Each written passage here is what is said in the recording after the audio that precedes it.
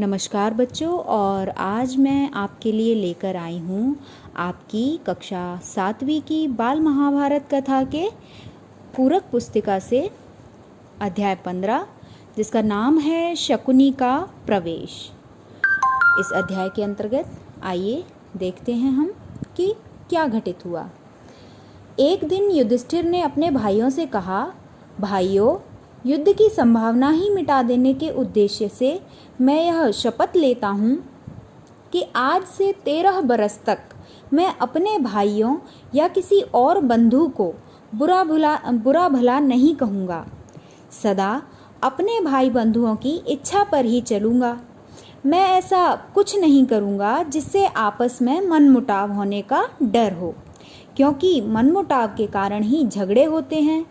इसलिए मन से क्रोध को एक बारगी निकाल दूंगा।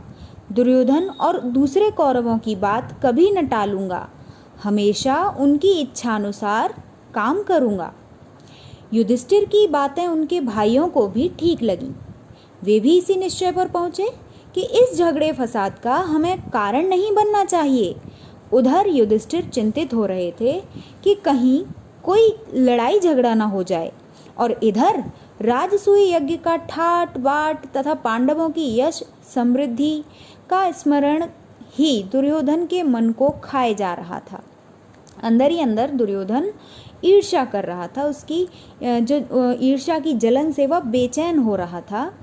दुर्योधन ने यह भी देखा कि कितने ही देशों के राजा पांडवों के परम मित्र बने हैं। इस सब के स्मरण मात्र से उसका दुख और भी असहाय हो गया। पांडवों के सौभाग्य की याद करके उसकी जलन बढ़ने लगती थी। अपने महल के कोने में इसी भांति चिंतित और उदास भाव से वह एक रोज खड़ा हुआ था कि उसे यह भी पता न लगा कि उसकी बगल में उसके मामा शकुनी आ खड़े हुए हैं। बोले, बेटा, यूं चिंतित और उदास क्यों खड़े हो? कौन सा दुख तुमको सता रहा है? शकुनी ने पूछा। दुर्योधन लंबी सांस लेते हुए बोला, मामा, चारों भाइयों समेत युधिष्ठिर ठाट बाट से राज कर रहा है। यह सब इन आंखों से देखने पर भी मैं कैसे शोक न करूं? मेरा तो अब जीना ही व्यर्थ मालूम होता है। शकुनी दुर्योधन को सांत्वना देता हुआ बोला, बेटा दुर्योधन, इस तरह मन छोटा क्यों करते हो? आखिर पांडव तुम्हारे भाई ही तो हैं। उनके सौभाग्य पर तुम्हें जलन नहीं होनी चाहिए। न्यायपूर्वक जो राज्य उनको प्राप्त हुआ है उसी का तो उपभोग वे कर रहे हैं। पांडवों ने किसी का कुछ बिगाड़ा भी नहीं है। जिस पर उनका अधिकार था वही तो उन्हें मिला है। अपनी शक्ति से प्रयत्न करके यदि उन्होंने अपना राज्य तथा सत्ता बढ़ा ली है तो तुम जी छोटा क्यों करते हो? और फिर पांडवों की शक्ति और सौभाग्य से तुम्हारा बिगड़ता क्या है? तुम्हें कमी किस बात की है? द्रोणाचार्य, अश्वत्थामा, कर्ण जैसे महावीर तुम्हारे पक्ष में हैं। यही नहीं, बल्कि मैं, भीष्म, कृपाचार्य, जयद्रथ, सोमदत्त सभी तो तुम्हारे साथ हैं। इन साथियों की सहायता से तुम सारे विश्व पर विजय प्राप्त कर सकते हो। फिर दुख क्यों करते हो? यह सुनकर दुर्योधन बोला, जब ऐसी बात है तो मामा जी, हम इंद्रप्रस्थ पर चढ़ाई ही क्यों न कर दें? शकुनी ने कहा, युद्ध की तो बात ही ना करो, वह खतरनाक काम है। तुम पांडवों पर विजय पाना चाहते हो तो युद्ध के बजाय चतुराई से काम लो। मैं तुमको एक ऐसा उपाय बता सकता हूँ जिससे बगैर लड़ाई के ही युधिष्ठिर पर सहज में विजय पाई जा सके।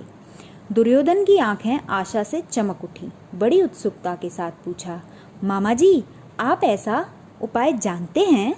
शकुनी ने कहा, दुर्योधन, युधिष्ठिर को चौसर का खेल बहुत अच्छा लगता है, पर उसे खेलना नहीं आता। हम उसे खेलने के लिए न्योता दें तो युधिष्ठिर अवश्य मान जाएगा। तुम तो जानते ही हो कि मैं मजा हुआ खिलाड़ी हूँ। तुम्हारी ओर से मैं खेलूंगा और युधिष्ठिर को हराकर उसका सारा राज्य और ऐश्वर्य बिना युद्ध के आसानी से छीनकर तुम्हारे हवाले कर दूंगा। इसके बाद दुर्योधन और शकुनी धृतराष्ट्र के पास गए। शकुनी ने बात छेड़ी, राजन, देखिए, तो आपका बेटा दुर्योधन शोक और चिंता के कारण पीला सा पड़ गया है। अंधे और बूढ़े धृतराष्ट्र को अपने बेटे पर अपार स्नेह था। शकुनी की बातों से वह सचमुच बड़े चिंतित हो गए। अपने बेटे को उन्होंने छाती से लगा लिया और बोले, बेटा, मुझे तो कुछ समझ में ही नहीं आता कि तुम्हें किस बात का दुख हो सकता है। तुम्हारे पास ऐश्वर्य की कमी नहीं है, सारा संसार तुम्हारी आज्ञा पर चल रहा है, फिर तुम्हें चिंता किस बात की। लेकिन शकुनी ने धृतराष्ट्र को सलाह दी कि चौसर के खेल के लिए पांडवों को बुलाया जाए।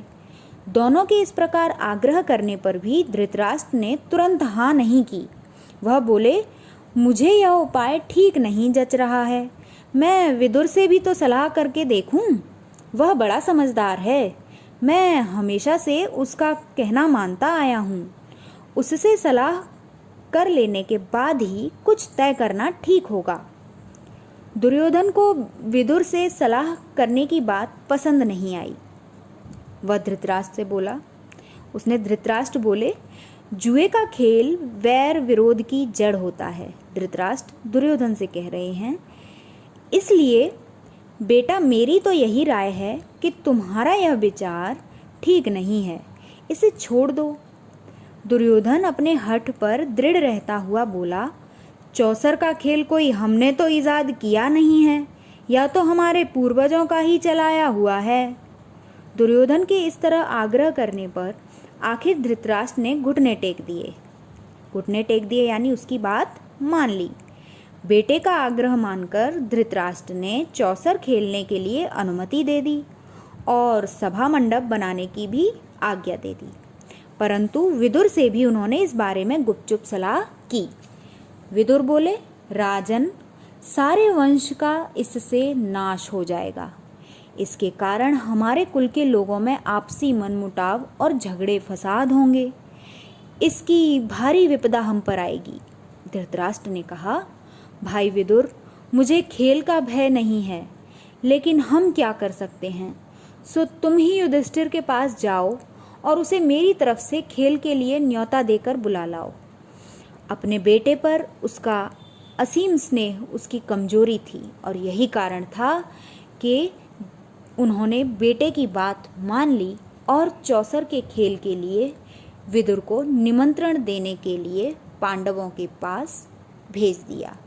बच्चों, अध्याय 15 शकुनी का प्रवेश यहीं समाप्त होता है।